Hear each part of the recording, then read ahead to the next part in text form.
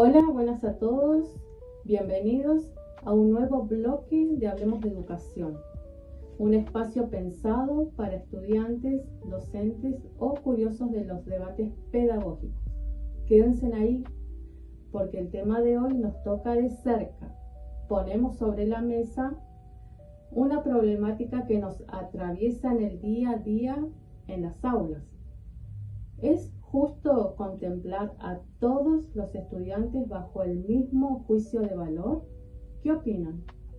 Hoy nos encontramos con los especialistas Néstor Ramos, licenciado en Ciencias de la Educación, con Luciana Aguilar, ¿Qué tal? Buenas tardes. psicóloga, y Saya Morales, psicopedagoga. Y quien les habla, Yolanda Paz, psicóloga social. Hola, ¿qué tal? Buenas tardes a todos. Soy el licenciado en Ciencias de Educación Néstor Ramos. Y con respecto a lo que nos planteaba Yolanda, yo diría que sí, porque es como lo más cómodo, ¿no? Venimos de una estructura escolar histórica que se diseñó para uniformar. Piensen que antes la igualdad se entendía como borrar las diferencias, que todos con el mismo guardapolvo blanco, el mismo día, a la misma hora. Entonces ahí se veía más o menos eso, ¿no? Sí, exactamente, pero también pensemos que hoy en día la escuela actual rompió con esa estructura rígida. Sí. Hoy nos encontramos con aulas que son hipercomplejas y realidades totalmente diversas. Exactamente, claro. Si lo pensás, eso te lleva a la pregunta del millón. ¿Qué tenemos enfrente? ¿Un objeto que hay que moldear o un sujeto con voz propia? Si yo me paro frente a un curso y aplico criterios de juicio idéntico, estructurado para todos, pretendiendo que todos partan del mismo lugar, no estamos siendo justos. Totalmente. Claro, es que ahí nos paramos en dos veredas como docentes. O vemos al alumno como un objeto al que tenemos que construir, o creemos en su capacidad como sujeto. Y sí. Por ejemplo, si el chico solamente estudia para memorizar y para zafar de la nota del viernes y el lunes se olvidó de todo, ese conocimiento fue como un trámite burocrático, a lo que llamamos una sumisión. Y sí, tal cual. Pero el verdadero sentido de la escuela es dar herramientas que te emancipen, ¿no? Sí. Que si enseñamos inglés o portugués o italiano o francés, ¿no? El idioma le sirve al chico para entender el mundo, para plantarse de otra manera ante la realidad, ¿no?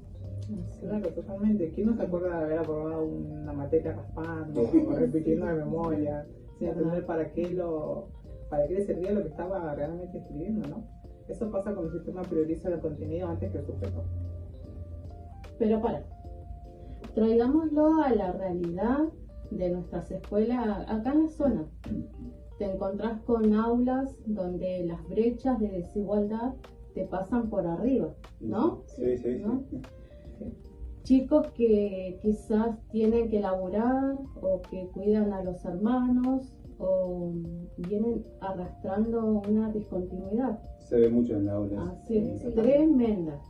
Y están re desenganchados de la escuela, ¿verdad? Sí. Sí. Bueno, ¿cómo hacemos para detectar esas situaciones e intervenir con una respuesta justa desde el apoyo? Y es difícil, pero bueno, es que la escuela tiene que ser ese lugar de amparo, ¿no? Amparo a esos chicos, a esas dificultades.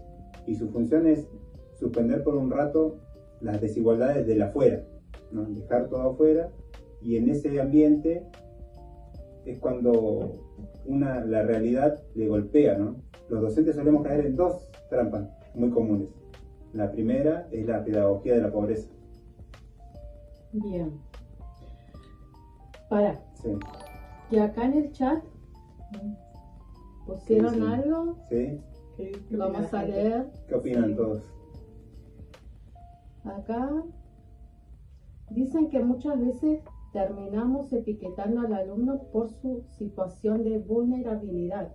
Sí, Es como decir, bueno, la tiene difícil en la casa, con que venga a la escuela y pase el rato, ya alcanza. Y totalmente, sí, totalmente. Es una forma de achicarles el mundo y tratar sus dificultades como si fuera un destino fijo, ¿no? Claro, Para ellos. sí, totalmente, y eso es súper mezquino. Y sí. Bueno, y la otra trampa es la pedagogía de los intereses. Enseñarle solamente lo que el chico sabe hacer o lo que le gusta para que no se frustre, para que siga viniendo. Entonces nosotros hacemos eso, le estamos dejando estancado en el mismo lugar de donde viene. Así es. Sí, y acá la pregunta que nos tenemos que hacer como profesionales docentes no es qué quiere aprender el estudiante, sino qué tiene derecho a aprender. Entonces, la igualdad tiene que ser nuestro punto de partida. Tenemos que confiar en que el otro puede. Así es. Y bueno, ojo y cuidado, ¿no? Cuidado con patologizar muchas veces, ¿no? Cuando un estudiante no alcanza el estándar, la institución lo etiqueta con diagnósticos para sacarse esa responsabilidad, ¿no? Y lamentablemente muchas veces se va de la responsabilidad pedagógica de adaptar la enseñanza. Le dan un diagnóstico médico de déficit de atención y digamos que con esto se arregla. Claro, es para sacarse la responsabilidad encima. Sí. En vez de revisar lo que está roto en su realidad, en su vida diaria, y que somos nosotros los que tenemos que cambiar la estrategia pedagógica. Así es. ¿Cuánta verdad? Sí, Sí. claro. Bien, Y ahí para seguir desarrollando, ¿no? Sí, Bastante. bien. Queda claro que etiquetar es el camino al fracaso, pero también se suma el desafío cultural. Estamos frente a chicos hiperconectados, la cultura de las redes y el zapping. ¿Cómo construimos un espacio democrático ahí adentro? Claro, Jolie, construir eso hoy en día es súper complejo, ya que frente a esa fragmentación cultural que vivimos hoy en día, pero la propuesta se va a volver sólida si nos vamos a apoyar en 3 pilares: postergar, simbolizar y cooperar. Y sí. Es que hoy también domina la velocidad, ¿no? Sí, El rol de la escuela es plantear una pausa, ¿no? Una pausa a ese impulso constante que tienen los alumnos, ¿no? También abriendo un espacio seguro para que los chicos puedan sentarse a pensar con tranquilidad, ¿no? Tranquilidad, darle ese lugarcito para que ellos se inspiren, ¿no? claro. sí, y encuentren su refugio también, ¿no? Sí. Y acá es donde entra el segundo, que es simbolizar. Es fundamental esto de ofrecer cultura, historia, literatura, para que los estudiantes puedan poner palabras a sus pensamientos y comprender su realidad. Y cooperar en una sociedad individualista. La escuela debe ser el espacio donde se reina la ciudadanía. La democracia no se memoriza, se practica en el aula, construyendo colectivamente entre todos. Claro. La democracia no se enseña recitando de memoria qué es la Constitución, ¿no? Claro. Se aprende en la práctica del aula, ¿no? Del día a día. Claro, sí, trabajando en equipo, Sí. intercambiando saberes y respetando las reglas colectivas. Totalmente de acuerdo con ustedes, chicos. Pero ahora, para ir cerrando, ¿cuál es nuestra alternativa real en el aula? ¿Y cómo nos paramos frente al aula como profesionales? Bueno, lo primero es entender desde dónde compramos nuestro lugar de adentro, ¿no? En el aula. Bien. Se trata de una autoridad relacional y se construye en el día a día. Se viene con la confianza mutua, con el cuidado, pero sobre todo con nuestra credibilidad como profesionales de la enseñanza. Tal cual. Sí. Los estudiantes te empiezan a validar cuando ven que dominas tu oficio, cuando notan que preparaste la clase, que tu propuesta es valiosa y que de verdad te importa que ellos aprendan. Y sí. También se gana demostrando, ¿no? Amparo, presencia y solidez, ¿no? Solidez por sobre todas las cosas, en lo que propones, ¿no?